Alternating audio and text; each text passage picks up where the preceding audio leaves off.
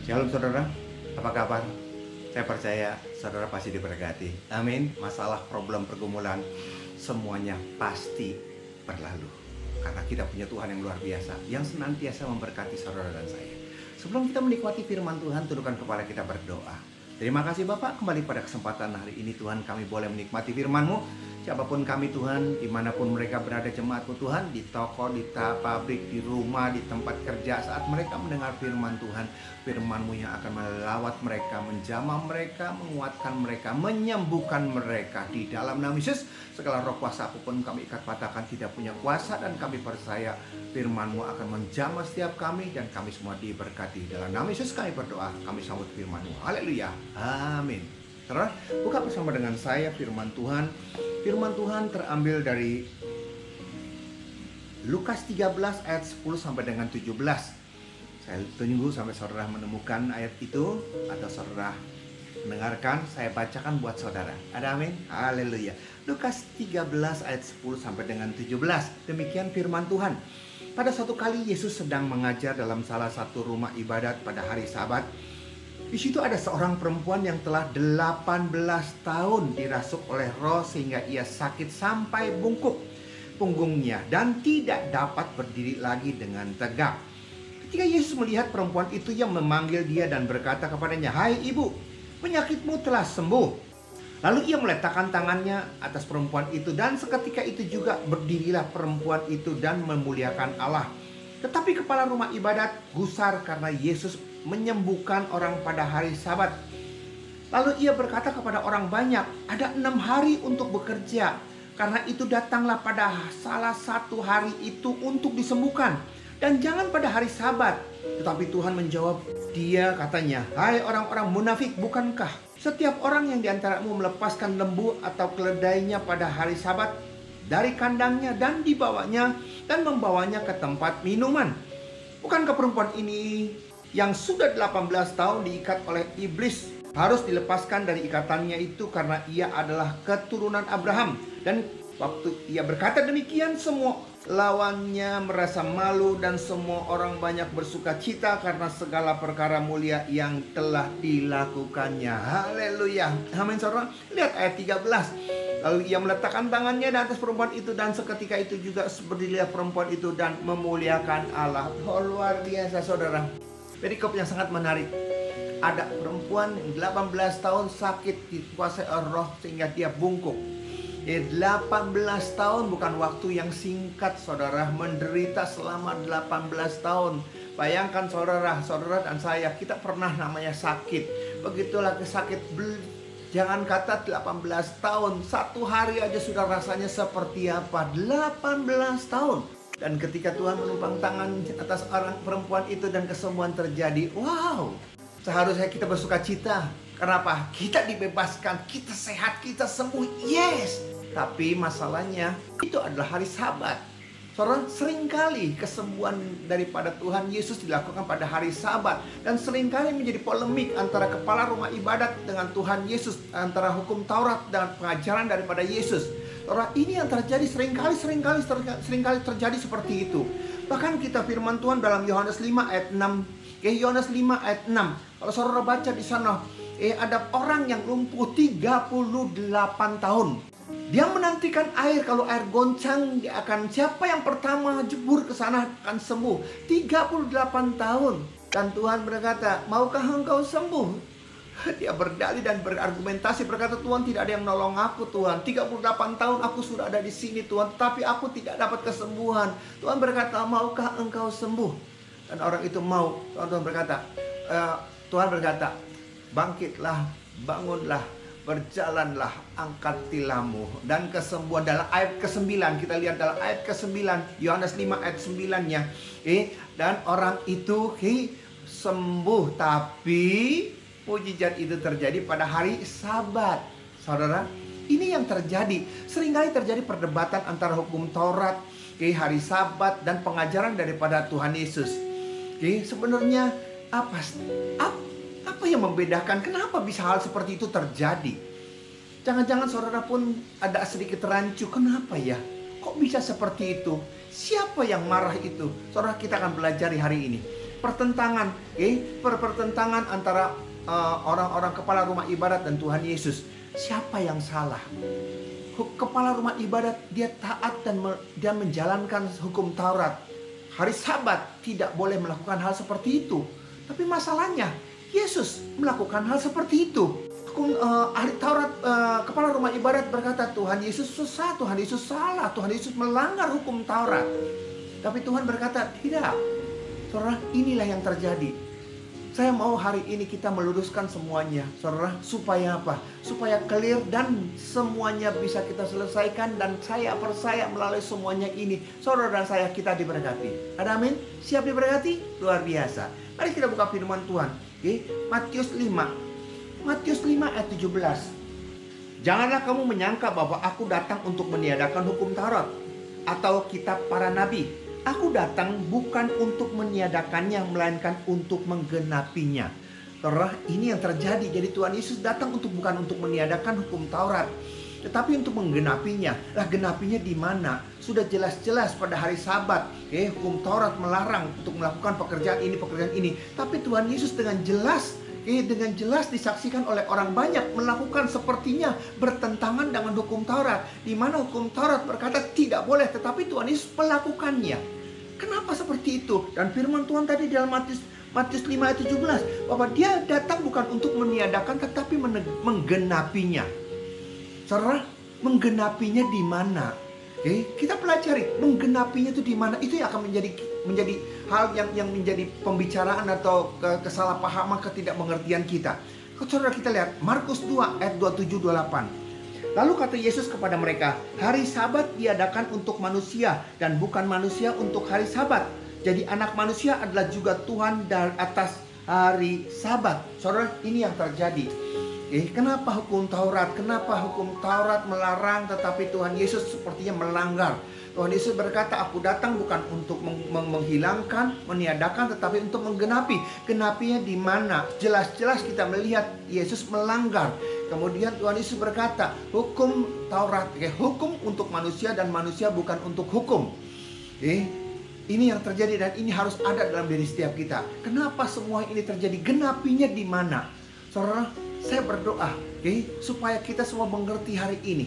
Saudara, kita pelajari menggenapinya di mana. Lukas 13 ayat 15. Kita lihat Lukas 13 ayat 15. Tetapi Tuhan menjawab dia, katanya, hai orang-orang munafik, bukankah setiap orang yang diantaramu melepaskan lembunya atau keledainya pada hari Sabat dari kandangnya dan membawanya ke tempat minuman?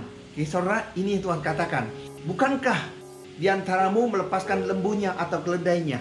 Saudara, Tuhan berkata, saudara, menggenapinya begini, saudara. Tuhan balikan berkata, kamu punya lembu, kamu punya keledai, pada hari Sabat kamu membawa lembu dan keledaimu untuk dibawa ke tempat minum, untuk diberikan minuman di situ. Kenapa kamu membawa? Itu kan hukum Taurat, tidak boleh kamu melakukan seperti itu. Kenapa kamu membawa? Ya namanya binatang, Pak. Terus binatang kan harus minum. Terus binatang kan di kandang, dia tidak pergi bisa datang ke sini. Mau nggak mau kita mesti jalan bawa dia ke sana. Kenapa kau memberikan dia minum? Dia kan kasihan. Itu jawabannya.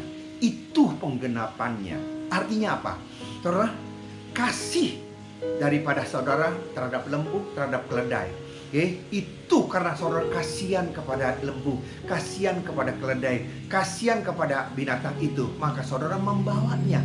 Itulah, dan dia datang ke dunia, saudara, dengan kasihnya.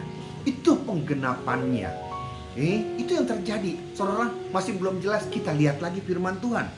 Matius 12 ayat 11. Firman-Nya berkata, tetapi Yesus berkata kepada mereka, jika seorang dari antara kamu mempunyai seekor domba dan domba itu terjatuh ke dalam lubang pada hari Sabat, tidakkah ia akan menangkapnya dan mengeluarkannya? Halo? Saudara, kau punya lembu, domba, kau punya peliharaan, begitu jatuh ke lubang, kenapa kau angkat dia?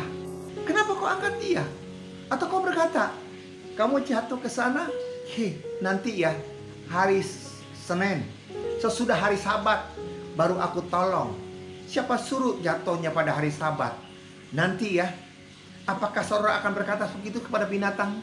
Tidak. saudara akan mengeluarkannya. Kenapa saudara mengeluarkannya? Bukankah saudara waktu mengeluarkannya melanggar firman Tuhan? Ya, karena kasihan, itulah kasih.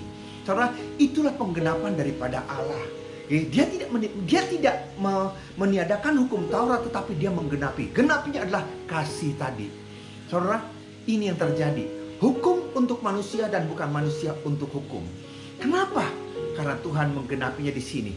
Tuhan tidak mau diatur oleh segala sesuatu. Contohnya begini, saudara. Saudara naik mobil, setir mobil di lampu merah. Begitu lampu merah, setiap mobil kendaraan stop. Dan begitu lampu hijau, semua kendaraan jalan. Itulah peraturannya. Itu peraturannya. Ya. Begitu lampu merah, saudara stop. Dan begitu lampu hijau, saudara mau jalan, ada orang buta lagi jalan, belum selesai. Apakah saudara tabrak dan berkata, lampu sudah hijau, aku harus jalan. Aku jalan, siapa suruh kamu jalan? Saat lampu sudah hijau, apakah kita seperti itu? Tidak, karena kita akan stop. Kita akan tunggu. Kenapa kau stop? Kenapa kau tunggu? Kenapa kau tidak jalan? Karena apa? Karena kasihan sama orang itu. Inilah yang terjadi. Hukum diberlakukan, hukum untuk manusia atau manusia untuk hukum. Taurat diberikan buat manusia atau manusia diberikan atau manusia untuk Taurat. Karena inilah kenapa Tuhan berkata, aku menggenapinya. Karena segala sesuatu yang dilakukan oleh Tuhan, dasarnya adalah kasih tadi. Tanpa kasih, saudara, tanpa kasih, hukum Taurat tidak sempurna. Itu yang terjadi.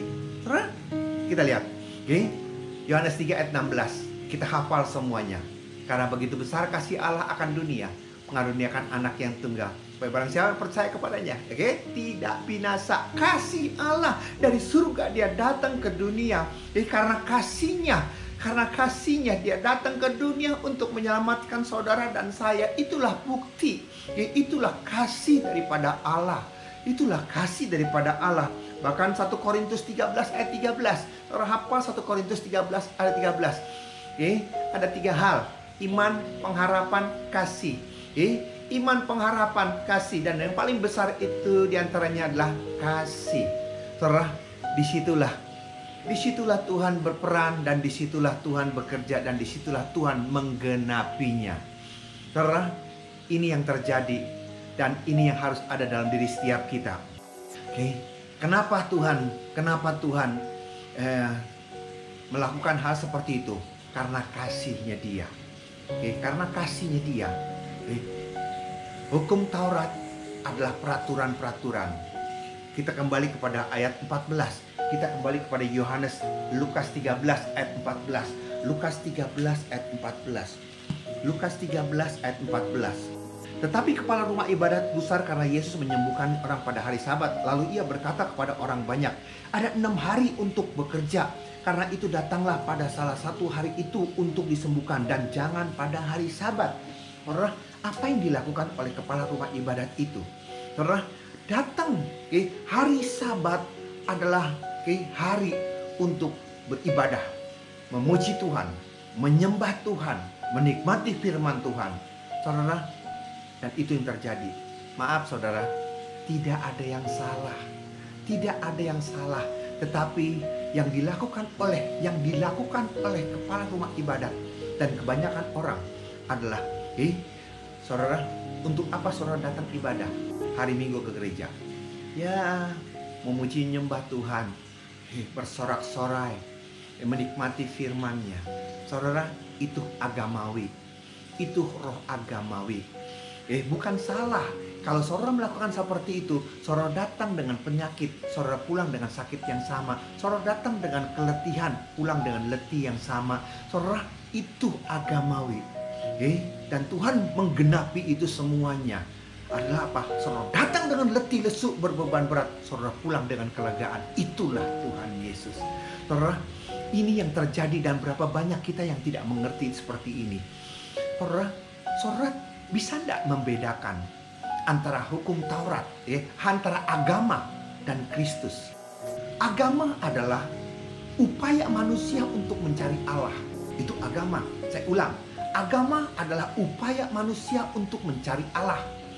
Tapi Kristus adalah upaya Allah untuk mencari manusia melalui Yesus Kristus. Saya ulang. Agama adalah upaya manusia mencari Allah. Kristus, Yesus, adalah upaya dari Allah untuk mencari manusia melalui Kristus Yesus. Saudara, ini yang terjadi. Kalau kita mencari Allah agamawi, kita tidak bakalan bisa. Tetapi kalau Tuhan mencari kita, itu pasti bisa.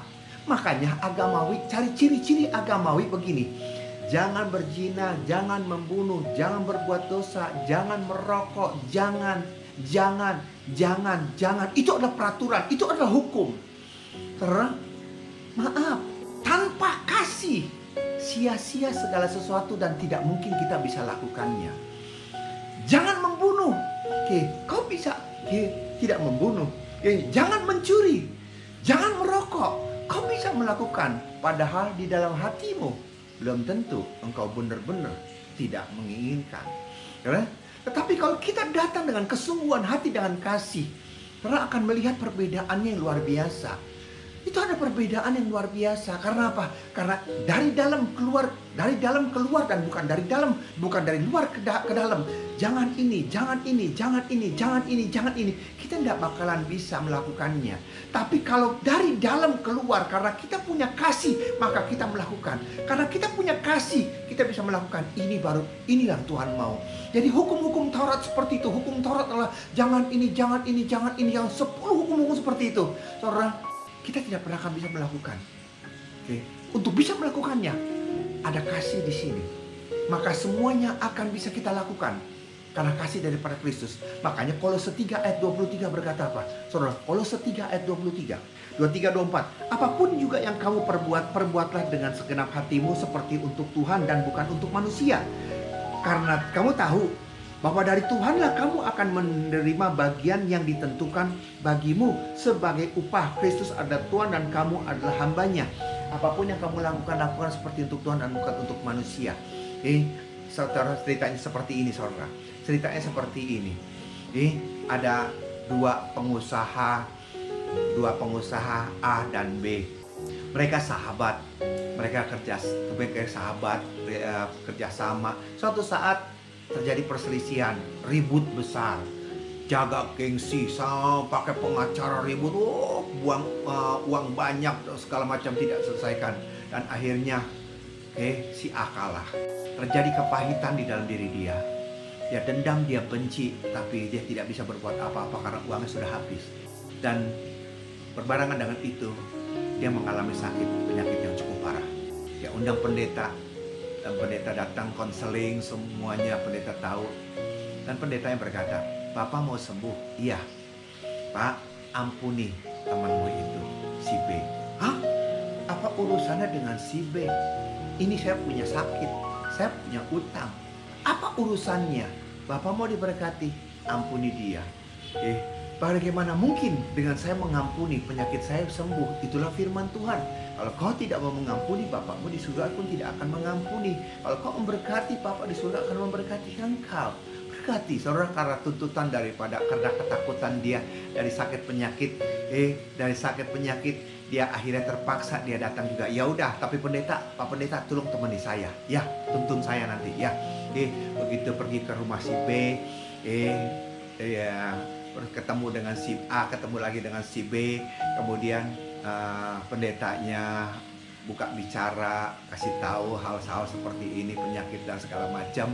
Dan hari ini si A mau minta maaf kepada si B supaya tidak ada lagi dendam dan kebencian. Terjadilah pengampunan segala macam, dan selesai, didoakan, semuanya selesai. Begitu selesai pergi keluar, si A masuk lagi ngadap sama si B. Dan dia berkata, si A datang lagi kepada si B dan berkata, B, aku datang ke sini minta maaf sama kamu karena aku sakit banyak, aku punya sakit. Dan si pendeta bilang, kalau aku mengampuni, aku akan sembuh. Tapi ingat ya, nanti kalau aku sudah sembuh, kita terusin lagi. kita tetap musuh. Saudara, itulah yang terjadi. Segala sesuatu kita bisa lakukan. Tetapi kalau tidak ada dasarnya kasih, saudara, itu tidak pernah akan bisa. Seringkali kita tidak pernah akan bisa melakukan seperti itu. Sekarang saya tanya sama saudara, kenapa saudara ibadah? Kenapa saudara ibadah, saudara tidak mendapatkan berkat? Kenapa perempuan itu ikut peraturan 18 tahun dia ikut ibadah? Kepala rumah ibadah itu di situ pengajaran ada, firman Tuhan ada, pujian ada, penyembahan ada. 18 tahun dia ibadah di situ. Dan 18 tahun juga dia tidak disembuhkan. Halo, saudara, jangan-jangan hal ini terjadi kepada setiap kita. Kenapa saudara datang ibadah?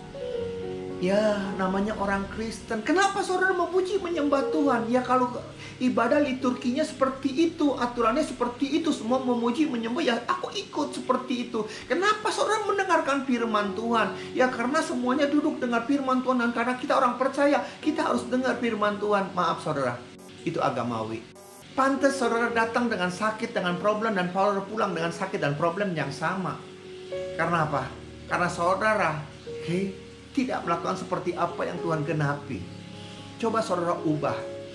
Kalau saudara mau diberkati, datang ibadah dengan kasih, memuji dan menyembah dengan penuh kasih.